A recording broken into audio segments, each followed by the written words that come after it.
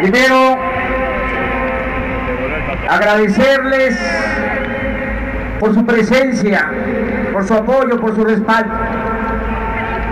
Están aquí de todo el país, mujeres, hombres, que vienen por su voluntad, por sus convicciones. Aquí no hay acarreados.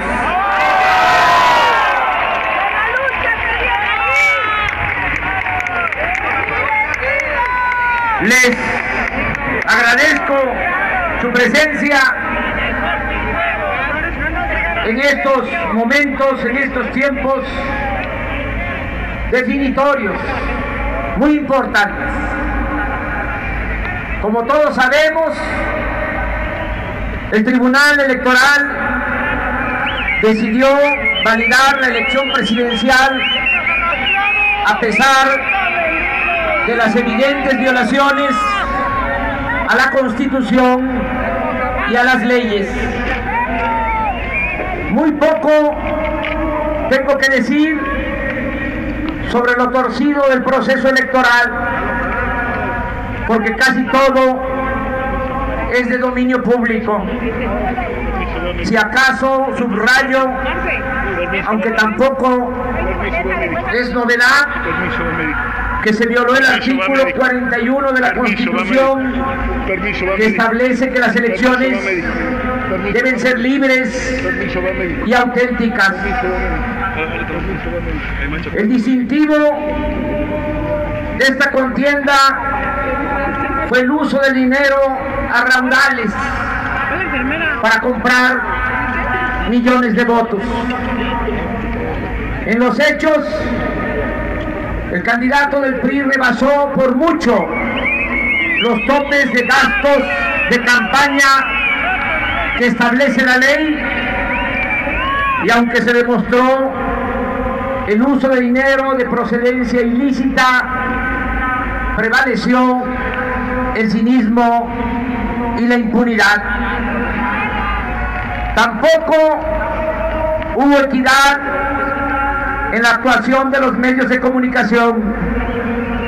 Por el contrario, la mayoría de los periódicos, la radio y sobre todo la televisión, en especial Televisa y Milenio, se convirtieron en los principales patrocinadores de Peña Nieto.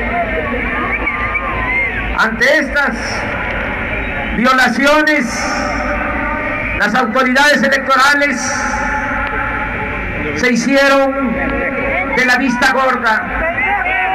Los consejeros del IFE y los magistrados del TRIFE demostraron que son personajes sin convicciones, acomodaticios, escogidos a modo para formar parte del engranaje del régimen antidemocrático que predomina. Se podrá replicar que esto ya lo sabíamos y que a pesar de ello decidimos participar en la contienda. Sin embargo, puedo argumentar, ese es mi punto de vista, respeto otras opiniones, pienso que siempre debe intentarse la transformación por la vía pacífica y electoral. Respeto otros puntos de vista, pero no considero la violencia como alternativa.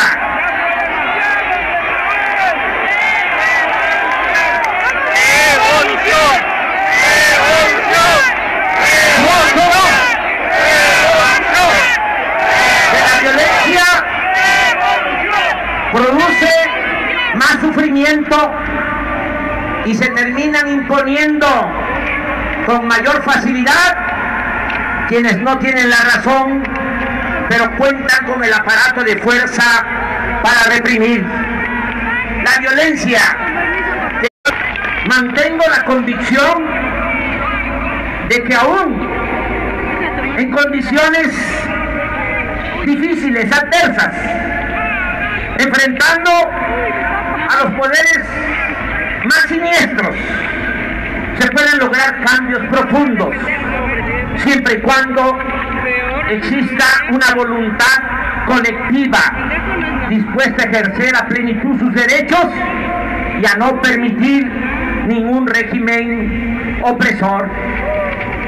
Sostengo, esa es mi creencia, mi fe, mi convicción, que cuando el pueblo decide ser dueño y constructor de su propio destino, no hay nada ni nadie que pueda impedirlo.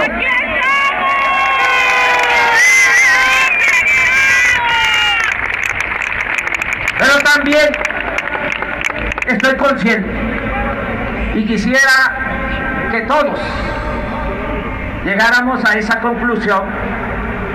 Este proceso virtuoso de toma de conciencia y participación ciudadana no es fácil de lograr. Lleva tiempo, requiere de mucho trabajo educativo con la gente y de predicar con el ejemplo. Exige temple, convicciones y perseverancia. Quienes estamos en esta causa,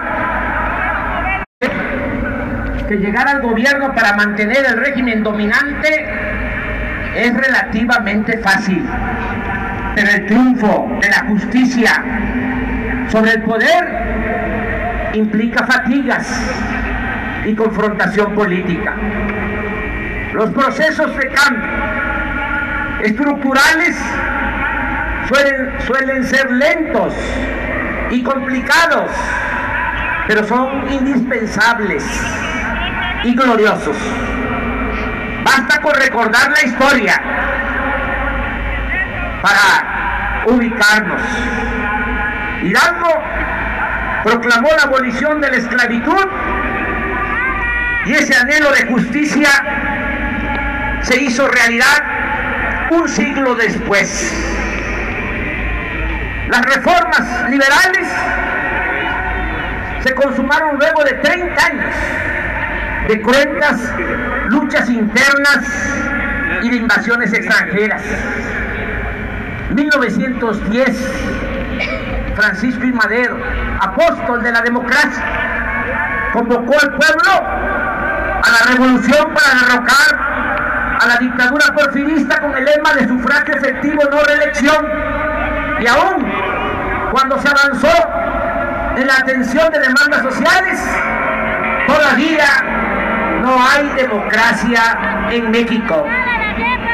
De modo que no es sencillo lograr una transformación pacífica y profunda como la que nosotros queremos y necesita el país. Hay que enfrentar intereses creados muy poderosos que se oponen de manera rotunda a perder sus privilegios. Los defensores del régimen de corrupción imperante, como lo vimos en las recientes elecciones, utilizan todo su poderío, sus medios de... Hay que agregar, y eso es lo que más les ayuda, el atraso político y la pobreza extrema que se padece en el país. Tenemos que aceptar que todavía hay muchos mexicanos de todas las clases sociales susceptibles al engaño y a la manipulación.